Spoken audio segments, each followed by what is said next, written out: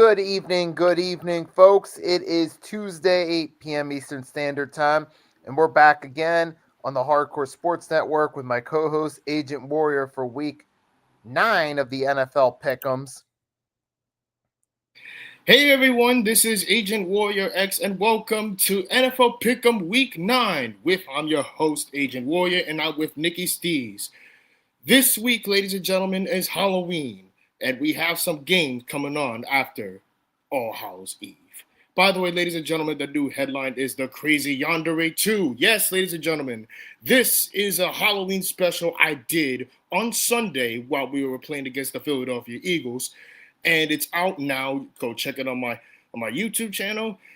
So let's get to it. Yes, and with that being said, I'm using the same color backdrop for that I used on the 3-point blitz earlier today. And before we get into Week 9's picks, is there anything you want to say about Week 8? I mean, it's a devastating loss for Cam Scottaboo. I mean, it's really tough for his injury to be gruesome. And I gotta give my props to the Eagles because they said that they were back for revenge, which they did. All in all, the officiating on both sides were very bad from start to finish. It's not just the Eagles side or the Giants side, but they were both terrible in terms of blatant calls. But in my perspective, if there was no blatant calls or offensive pass interference on that one play, this game would have been close. I mean, Craig, it could very good possibility, but ultimately, that's how it played out. I mean, considering the officiating was bad both ways, ultimately the team that played better won. In this case, Saquon Barkley had his first really strong game since the NFC Championship game last year. Even Tank Bigsby, who saw his first real action of the season on only 9 carries at over 100 yards. And Jalen Hurts continued to have his first really good passing season that we've seen. So, and now with the run game looking good, you got to wonder if this is the point the Eagles start to turn gears and really, already at 6-2, start to take it to that next level on offense. We saw something similar last year where they got better as the season went along, and that's ultimately paid off with them winning a Super Bowl. Will we see something similar this year? Maybe, maybe not. But with Cam Scottaboo, that was something that brought everyone together as fans in terms of saying this sucks and this is a shame. Because that was a gruesome injury. And you could just tell right there when both teams are worried and when both the fan base of the home team's worried when it's a away player, you know it's bad. So hopefully Scottaboo at least makes a full recovery. And if he can at least return to football, which he probably will, that will be a nice feel-good story. But There is one positive, however, I would say, for the Eagles and Giants. At least Jackson Dart hasn't turned the ball over. Even though those 5 sacks could get him into trouble sometimes with the O-line, but that one positive is that he hasn't turned the ball over. He scored 2 touchdowns, and that was pretty much it.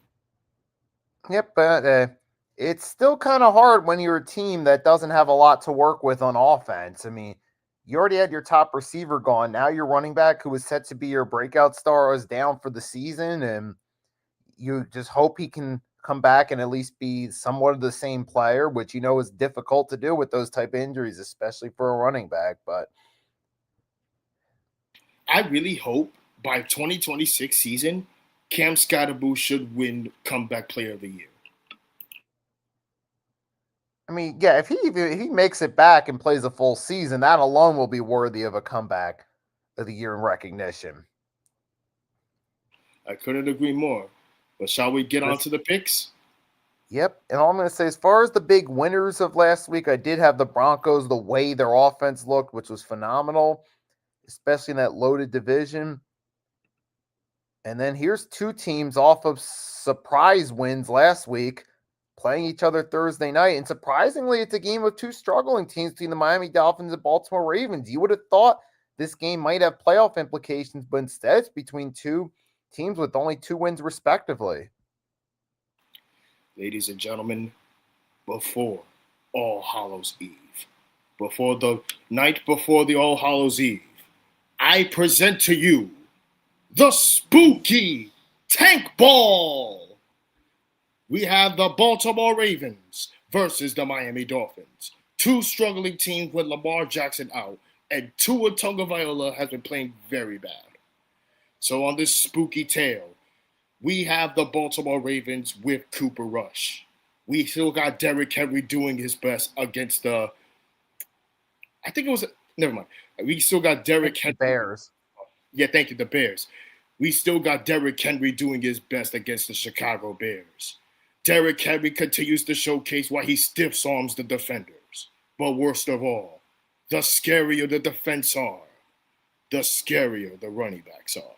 Nevermore, quoth the Raven.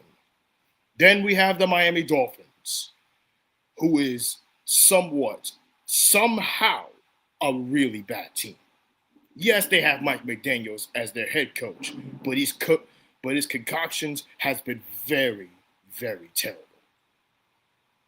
The team from the Miami, Florida has been struggling a lot because of this. All in all, the winner of the Tank Bowl and could potentially win the Tank Bowl this year, I say the New Orleans Saints will get the number one pick.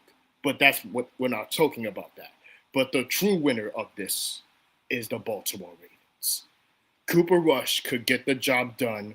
Derrick Henry could run over the Dolphins defense and potentially their running game.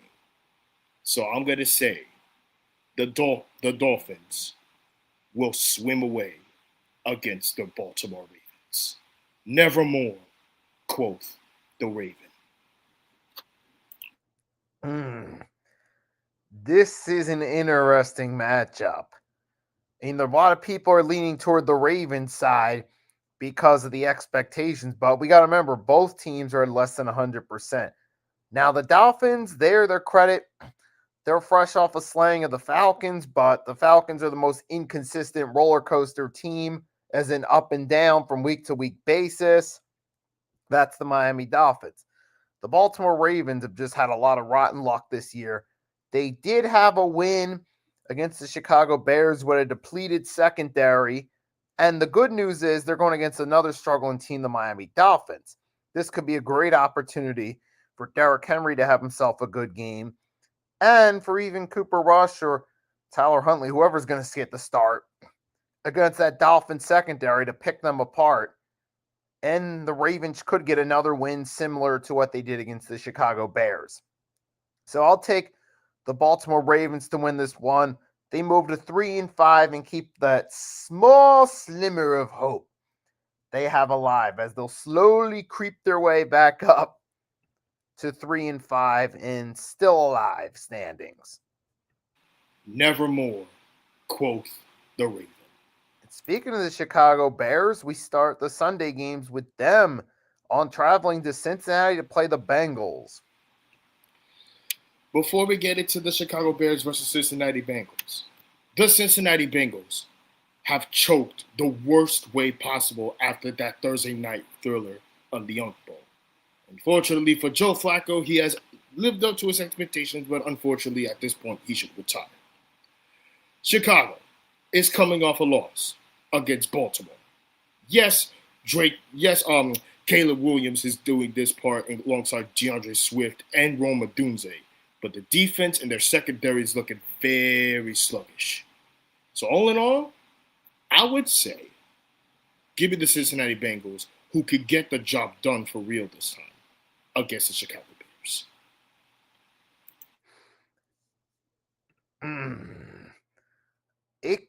I'm thinking about it.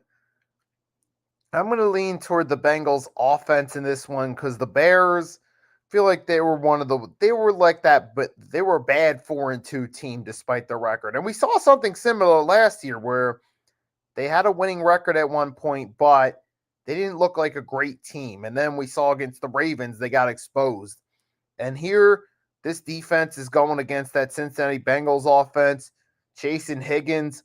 It's going to be a long Sunday afternoon for the Chicago Bears defense. And their offense, it didn't even look that great. Caleb Williams, I'm still not sold on him. He's still struggling to catch on a little as of right now. It was mostly because when they win, it's usually a DeAndre Swift-led offense. But I'm going to take the Cincinnati Bengals to win this one in another thriller because that's usually what we get with them. Moving on. Next up, we got the NFC North matchup, the Detroit Lions versus the Minnesota Vikings. Carson Wentz is really, really struggling, and I really send my prayers out to him because of that season-ending shoulder injury against the Chargers. But fortunately, J.J. McCarthy's now back on. You still got T.J. Hockenson. You still got Justin Jefferson. You still got Aaron Jones. But is that enough to beat the Detroit Lions? Answer, no. Here's why. The Detroit Lions' defense is now completely healthy. Jared Goff is still doing his Jared Goff things. Sonic and Knuckles doing Sonic and Knuckles things. And most of all, Dan Campbell still going for fourth down more consistently. I really hope he could cut that a little because sometimes he doesn't get it. So all in all, Detroit should take the NFC North showdown. Definitely. In this case, you look at it, you see the Minnesota Vikings, their trend continues. One year they have a really strong regular season. Next year they're subpar. Next year they have a really strong regular season, which was last year. Now they're subpar to start the year. J.J. McCarthy's already missed a ton of time, along with missing his entire rookie season. Serious long-term questions about his future. And then the Detroit Lions are looking like the same juggernaut they had the last couple of years, like they're not missing a step. And even when the Vikings had that tease of being a juggernaut last year going into that Week 18 matchup, which got flexed the Sunday night, guess what happened? Ultimately, the Lions destroyed the Vikings. Here we are one year later. Sam Darnold Lions wasn't good enough. Vikings look like crap. To below Ultimately, average. because of that Sunday Night Football last year, Week 17, led to the Detroit Lions winning the North. So, what can you do?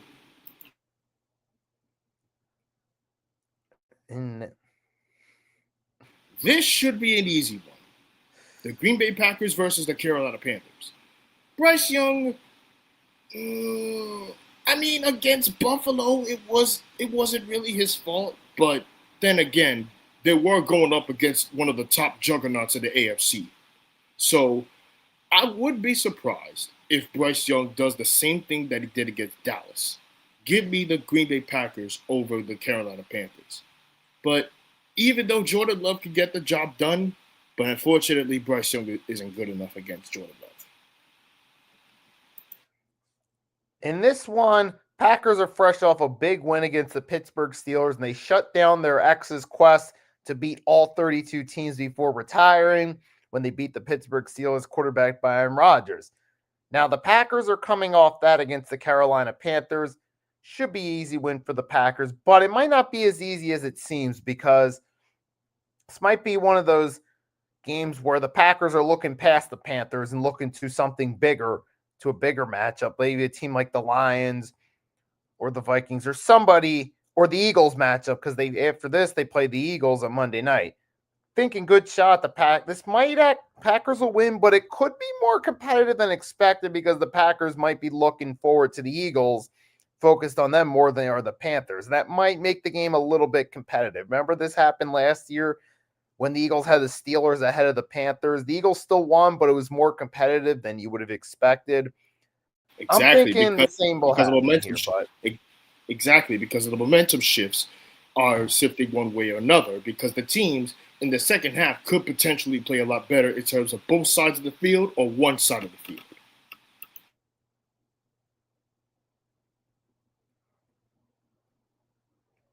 This is another easy one. Los Angeles Chargers versus the Tennessee Titans. Cam Ward is coming off a major blowout against the Indianapolis Colts with Indiana Jones and Tyler and Jonathan Taylor.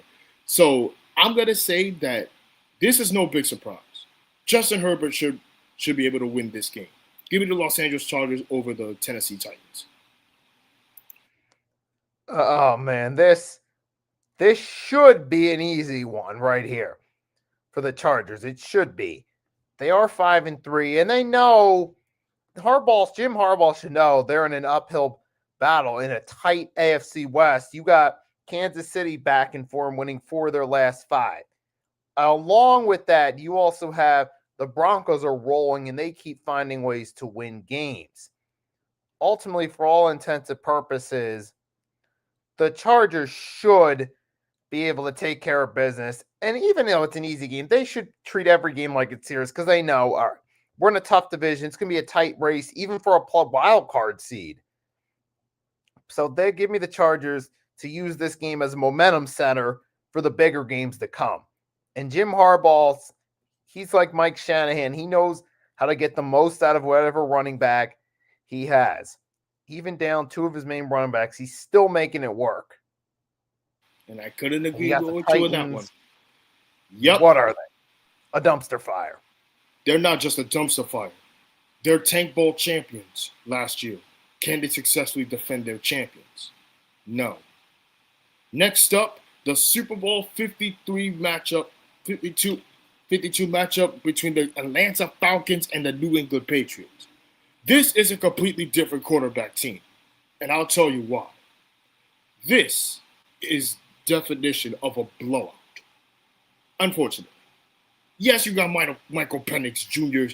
still balling out in his sophomore year, but Kirk Cousins, I'm not going to mention too much about Kirk Cousins, but they lost Ray McCloud to the Giants. So there is no surprise there. So give me the New England Patriots. Because Stephon Diggs and Drake May are now getting to a similar connection. So all in all, give me the New England Patriots over the Atlanta Falcons. Same here. I'm going to take the Patriots over the Falcons because, look, with the Patriots, I'll just say this. They're taking advantage of their easy schedule, and they've been winning out. They're on a 5-game winning streak. Drake May starting to show some promise, and Mike Vrabel he's the right voice for the Patriots. They just got to a situation where they needed a fresh face at coach, like I said before, and they've been doing that. Give me them to beat the Falcons in this one. I'm not trusting any mediocre team that gave up 4 touchdowns to Tua at the hands of 4 different receivers last week. I couldn't agree more, because the Patriots and Mike Vrabel, he used to play for the Patriots, by the way. Mike Vrabel is now working with the same team as a head coach. He's actually a genius at head coach, though. I don't know why the Titans got rid of him.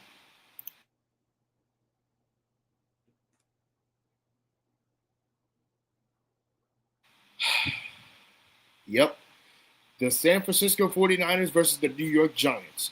Now the Giants are coming off a very tough loss and a potential injury bowl against their division rival, Philadelphia Eagles. Jackson Dart continues to showcase why he's the second best quarterback. In fact, he's improving to be the best quarterback this year in terms of his rookie. Sure, he may have 5 sacks against the Eagles' defense, but I think their defense is a lot more stronger than us. The 49ers are coming off a tough loss against the Houston Texans. Unfortunately, for Brock Purdy, he still continues the same way what Brock Purdy things does. Always struggle in the first half, and then the second half he finds ways to win. So I'm not going to be too surprised about this, but I really, really hope that the Giants could pull an upset. So this is my first upset pick. The New York Giants will beat the San Francisco 49ers in a tough match. Because, again, they lost Fred Warner and they lost Nick Bosa. Christian McCaffrey is still doing Christian McCaffrey things. But unfortunately for the Giants, they lost Cam Scatterbo and Malik Nabers for the season. The only thing that the Giants have to rely on is Tyrone Tracy, Theo Johnson, Wan'Dale Robinson, and Darius Slayton. Hopefully, this team can bounce back, decreasing their chances of firing Dable this season. So give me the New York Giants over the San Francisco 49ers. Upset of the week. This is an iffy one right here because I think with the Niners being battered by injuries, the Giants could pull off the upset. But with the Giants also, as you put it, this is an injury bowl, meaning that it's going both ways. at this point, the Niners should have just enough talent to edge out the Giants and get a win, because last week they didn't have a good week, but after the Giants led a terrible performance against the ground game against Saquon, I feel like Christian McCaffrey, we saw 2 weeks ago he had himself a good game. Maybe this is the game he has himself another good game, and the 49ers are able to edge their way past the Giants. But I don't think this is going to be all that exciting of a game, but it's going to go down. I'll take the Niners to win this one. I feel like they'll go to 6-3 now, but eventually the Niners' luck's going to start to run out. I feel like we saw shades of that in Week 8 against the Texans, but maybe this week they get the win. But eventually, when they get the tougher games, they'll drop a few, and they'll be toying between that 7th and 8th seed by the time we get to the holidays. I couldn't agree more, but there is one more player I forgot to mention. George Kittle. George Kittle is still the best tight end. Enough said. Next up, we got the Indianapolis Colts versus the Pittsburgh Steelers. Pittsburgh is coming off a tough loss against the Green Bay Packers. Indianapolis Colts are now looking the most surprising team in the league, led by Daniel Jones and Jonathan Taylor. Their defense looks great. Offense looks great. So I would pick the Indianapolis Colts over the Pittsburgh Steelers to continue their surprising team to live up to their expectations. Yeah, I mean, the Steelers the past couple weeks, you've been seeing that, yeah, this team looks pretty mid. And that's actually been their biggest curse in recent years in terms of, because they've been staying complacent. While they have found ways to make the playoffs, it's usually as a lower seed, and it's usually a one and done. And after a while, that's got to hit the bricks. You haven't won a playoff game since 2016 in that divisional round game against Kansas City, if I'm not mistaken. So it's been a long time. And this is before we're starting to see it again. came in. This is where Pittsburgh is just mediocre. They seem proud mediocre to above average, while Indianapolis has been the true class of the AFC. We've seen Pittsburgh struggle against even teams like Seattle and Green Bay. I feel like those struggles continue against Indianapolis, because especially that defense. Because here you got Jonathan Taylor has been on fire. Daniel Jones has formed chemistry with Pittman Jr., Alec Pierce, and his crew over there. So give me Indianapolis to cruise past Pittsburgh and keep it going. Couldn't agree more, because Indiana Jones is living up to the hype.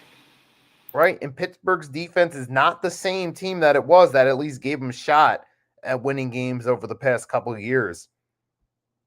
Speaking of teams doing a 180 from recent years, we got the Denver Broncos versus the Houston Texans. Texans is coming off a great win. C.J. Stroud now looking back to his old form that we saw in 2023. As for Denver, surprising team, not really. They're actually a contender, a future contender led by Sean Payton.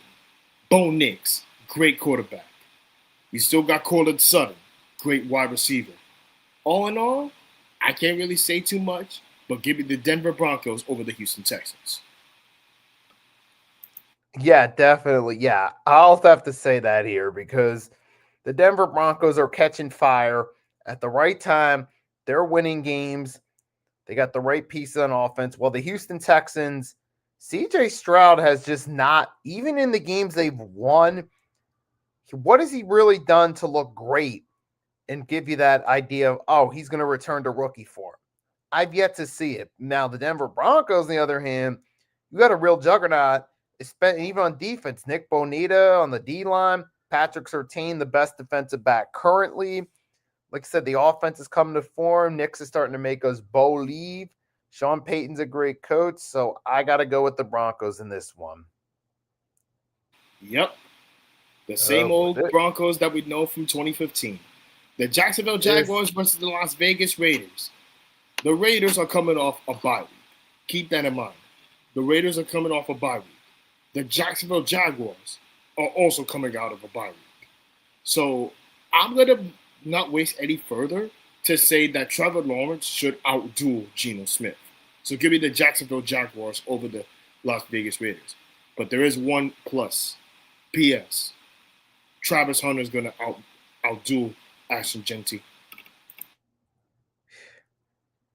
Give me the Jaguars in this one. I mean, they're kind of mediocre. I think their 4-1 record was overrated, but between them and the Raiders, the Jaguars are at least still a decent team, and they should find a way to beat the Raiders who are contending for the Tank Bowl without a real quarterback. So give me the Jaguars. Next one should be easy. Rams versus Saints. There is no surprise. Jared Goff is still doing Jared Goff things. Give me the Rams over the Saints. Oh, and Puka Nacua is still their best receiver on the team. Give me the Rams for sure. Tyler Show, not the place you want to start. And for the Rams, like I said, this year, unlike the previous couple seasons where they struggle early and catch on late, they're actually playing really good. And they got a perfect opponent in the Saints to beat on and keep that momentum going. Give me the Rams and that high-powered offense to destroy the Saints. Keep them rolling. Oh, this one's actually interesting. The AFC Championship rematch between the Kansas City Chiefs and the Buffalo Bills. This is where the Groundhog Day prophecy will begin yet again. Last year, we saw the Bills lose to the Kansas City Chiefs in the playoffs. I'm starting to think that the Bills are like the Yankees in terms of them losing to the Astros as their kryptonite. I'm going to say that the same thing with the Bills losing to them in the playoffs. I'm going to put it this way and say that Josh Allen is still doing Josh Allen things. Reigning MVP, but considering what Patrick Mahomes now has Travis Kelce and Isaiah Pacheco and Rashid Rice back to the team, I feel like this is going to be a shootout. But this is going to be another competitive game. Give me the Buffalo Bills over the Kansas City Chiefs. I mean, the thing is, I know is Buffalo, usually during the regular season, that's the best time for teams like, say, a Buffalo or Baltimore in past seasons to beat Kansas City. And this is another regular season matchup at home. Usually, kind of similar to last year, this is the time where Buffalo is going to beat them and get the win. I still wouldn't count on them come playoff time, but that's for later on down the line. But for now, give me them to. But then again, Kansas City has caught on lately. They've gotten hot and they've been finding ways to win games. This could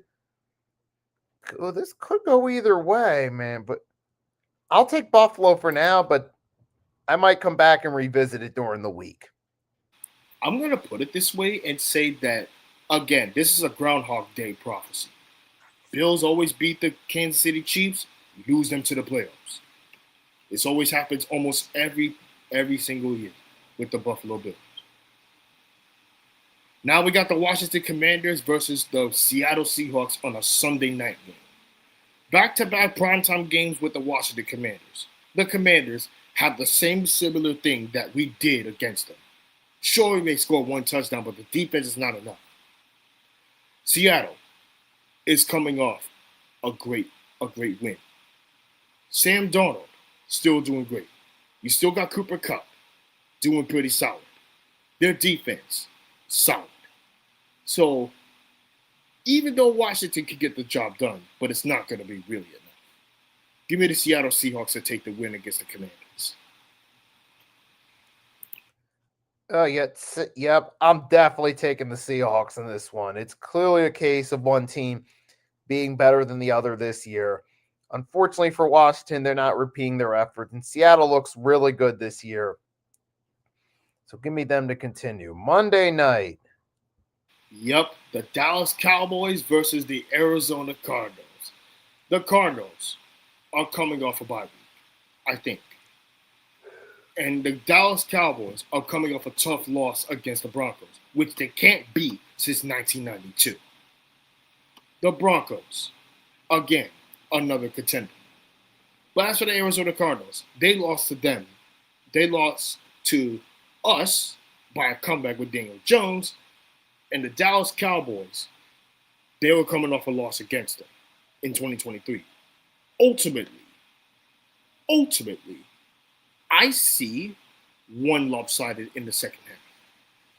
Yes, Dak Prescott is still doing Dak Prescott things in terms of the regular season, but unfortunately, he's not living up to his playoff expectation. So I'm not going to waste it further.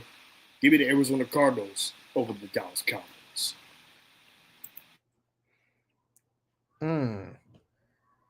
And this one, yeah, I would love to see the Cardinals win. It would be hilarious, but in this case, I'm going to go with the Dallas Cowboys to get the win here against the Arizona Cardinals. It's an easy game for them. Good for them. I'm going to take total points. I'm going to go something along those lines, 65. All right, that's it for the week 9 matchups. Before we go, any hot takes? Jackson Dart was still doing Jackson Dart things. And in my perspective, Jackson Dart can scramble the ball a lot with that O-line. The Eagles are off a bye week. So I'm going to say that for my hot take, Jackson Dart will still continue to showcase why he's great at home. So he will score at least 3 touchdowns, but Brock Purdy will do the same thing. But it isn't going to be easy.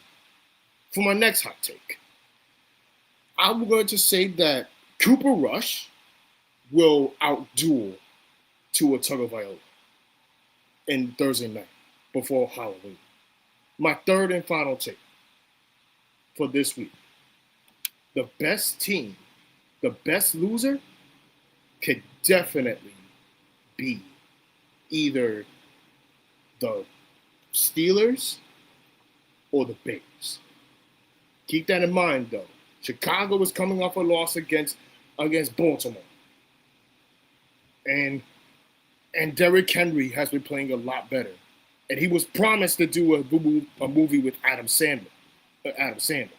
But that's not going to be a guarantee because he has been playing very sluggish. So the bonus take, George Kittle will have 2 touchdowns. He's still the best tight end in the league. I don't care what anybody says.